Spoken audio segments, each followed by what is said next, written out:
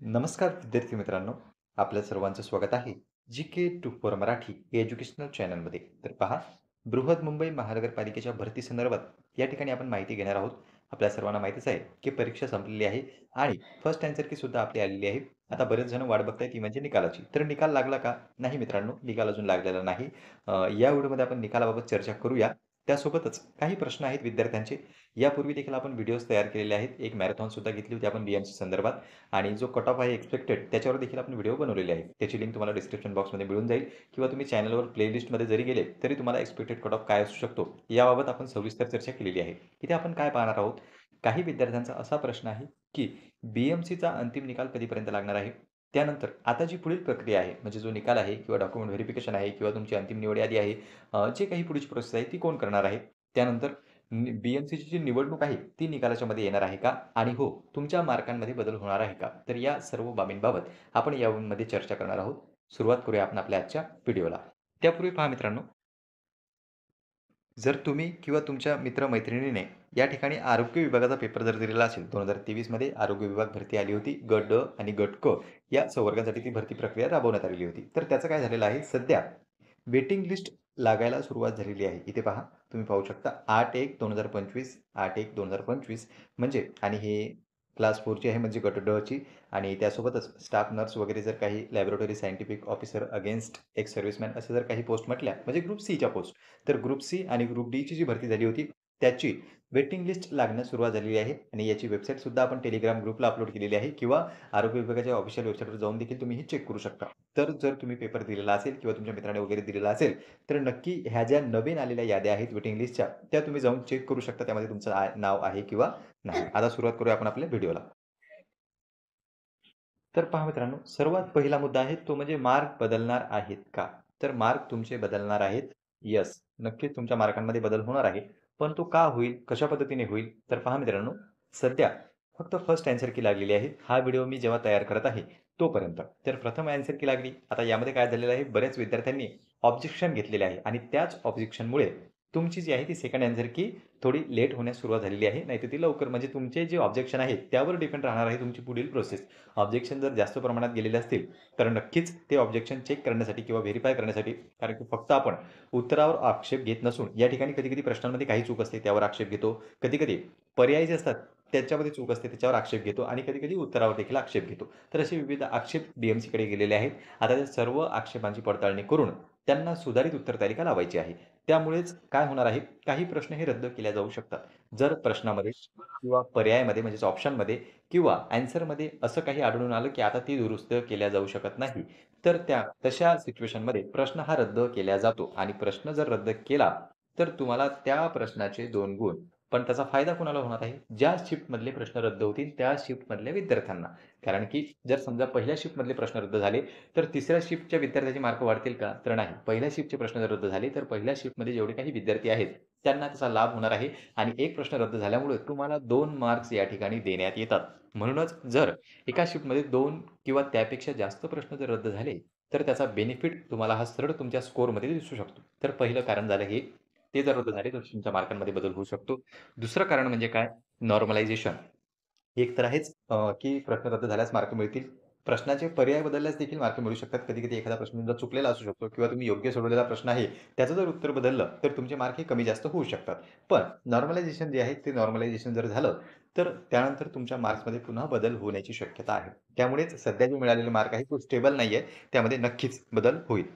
दुसरा प्रश्न विचारला जात आहे आपल्याला, तो म्हणजे फायनल ॲन्सर की कधी लागणार आहे? तर सध्या काही चर्चा सुरू आहेत, की 15 जानेवारीपर्यंत लागण्याची शक्यता या ठिकाणी वर्तवण्यात येत आहे. आता ही माहिती मिळालेली आहे बी-एम-सीकडून. म्हणजे बी-एम-सीने काही विद्यार्थ्यांनी त्यांना कॉल केला आणि त्यांनी माहिती सांगितली, की 15 तारखेपर्यंत तुमची ॲन्सर की 15 जानेवारीपर्यंत येऊ शकते. जी फायनल ॲन्सर की असणार आहे किंवा सुधारित ॲन्सर की असणार आहे. फायनल आपण याला म्हणू नाही शकत, कारण की पहिली ॲन्सर की लागली आपली. सेकंड ॲन्सर की जी लागेल, त्यामध्ये जर आपल्याला काही आक्षेप नसले, तरच ही फायनल ठरू शकते. मे बी ही फायनलच असेल आणि सुधारित असेल. यामध्ये चुका नाही आढळल्या की झालं. तर पहा, एक लागणार आहे तुमची फायनल ॲन्सर की 15 जानेवारीपर्यंत लागण्याची शक्यता या ठिकाणी बी-एम-सीकडून वर्तवल्या जात आहे. पण ही ॲन्सर की कोण लावणार आहे? तर ती ॲन्सर की लागणार आहे तुमची TCS कडून.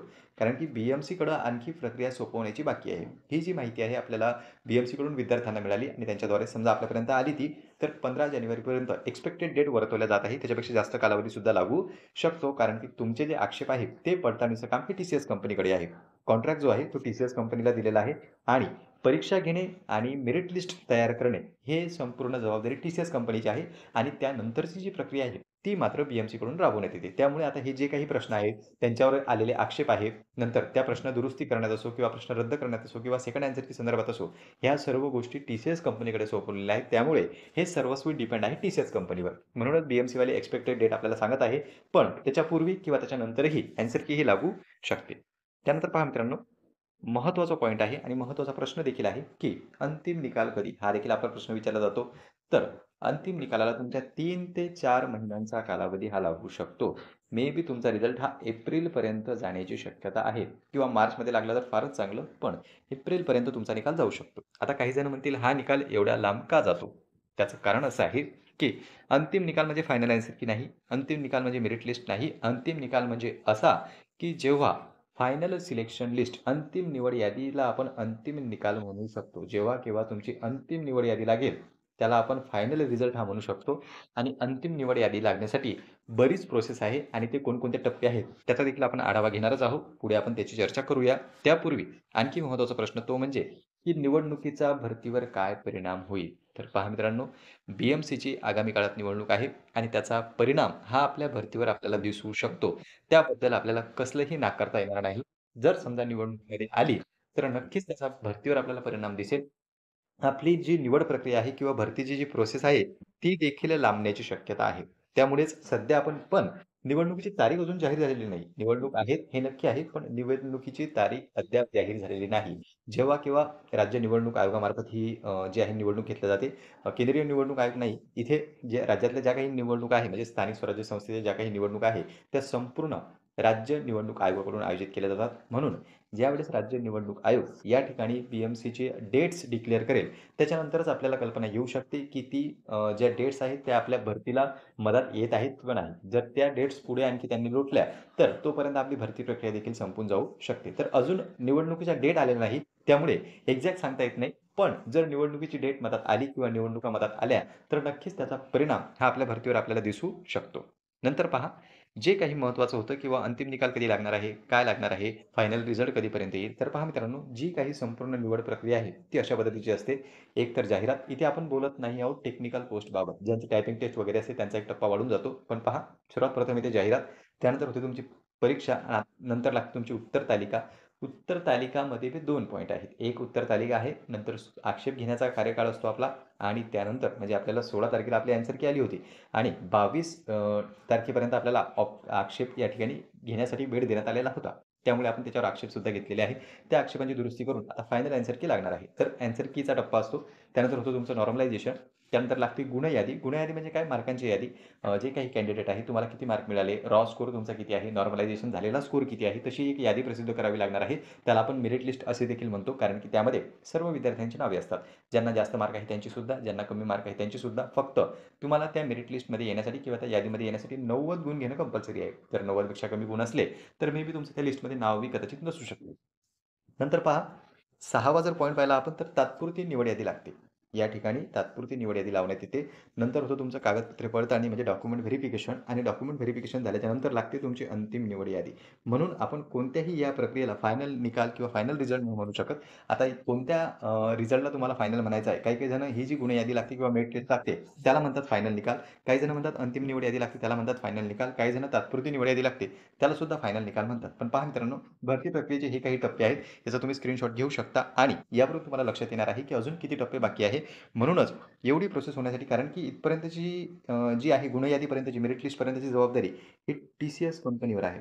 पण मात्र त्यानंतरची जी प्रोसेस आहे, म्हणजे तात्पुरती निवड यादी असो, कारण की आरक्षणानुसार जागा किती आहेत, कोणकोणत्या कॅटेगरीच्या आणि समांतर आरक्षण असो, एक्स सर्व्हिसमॅन असो, प्रकल्पग्रस्त, भूकंपग्रस्त, ह्या काही ज्या जागा आहेत, त्यांच्या किती कॅटेगरीच्या, कोणत्या संवर्गाच्या किती जागा आहेत, याची कल्पना घेऊनच तात्पुरती निवड यादी जाहीर करण्यात येते. म्हणजे तितकेच उमेदवार घेण्यात येतात. नंतर तुमचे डॉक्युमेंट व्हेरिफिकेशन जे आहे, ते सुद्धा BMC मार्फत पार पाडले जाऊ शकते. आपण जर पाहिलं तर IBPS कंपनीने जिल्हा परिषदची परीक्षा घेतली होती आणि IBPS कंपनीने परीक्षा घेतली, मेरिट लिस्ट लावली. पण पुढची जी प्रोसेस आहे म्हणजे अ, ती आपली तात्पुरती निवड यादी असो किंवा डॉक्युमेंट व्हेरिफिकेशन असो किंवा अंतिम निवड यादी असो, ही सर्व प्रक्रिया जिल्हा परिषदने पार पडली.